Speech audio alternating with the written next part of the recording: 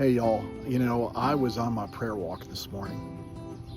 And a lot of times when I'm on my prayer walk is when God speaks to me about things that he wants me to remember and sometimes even share. And one of the things he reminded me of today is that I matter.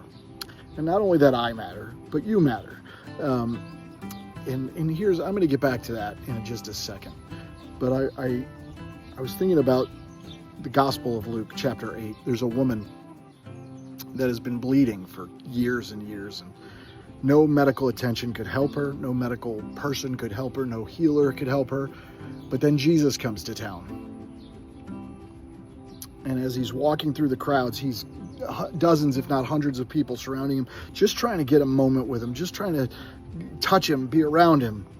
And this woman says, here's my chance. I've heard about this guy, Jesus.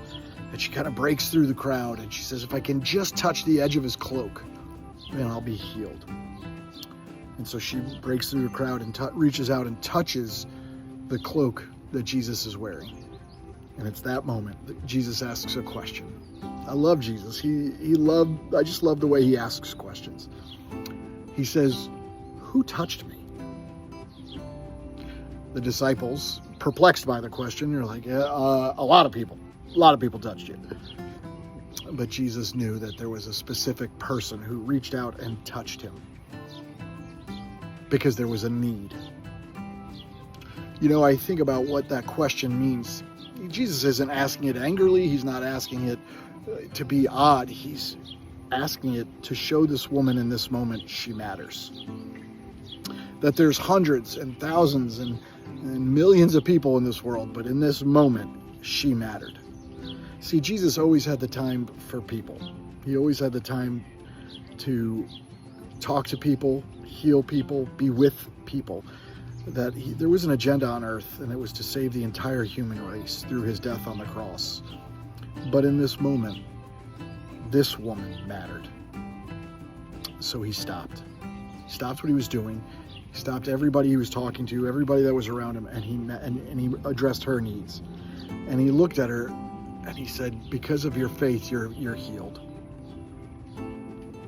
I don't know about you, but when I was in youth ministry, one of the things I loved was, I don't know what you do when you're in crowds, but when I'm in crowds, I like to find the person that's alone. I like to find the person that seems to be in need.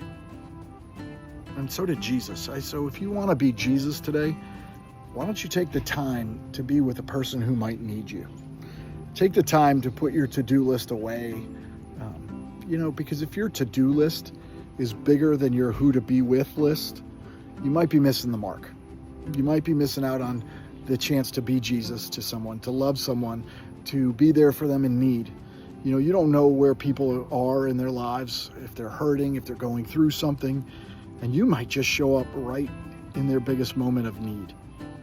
So my encouragement to you is, if you want to be Christ-like, be with people and let them know they matter to you. Listen to their story. Get to know them. Walk with them when they're hurting. Be with them if they need healing. Just let them know that they matter to you. And the reason you do this is because you matter to God.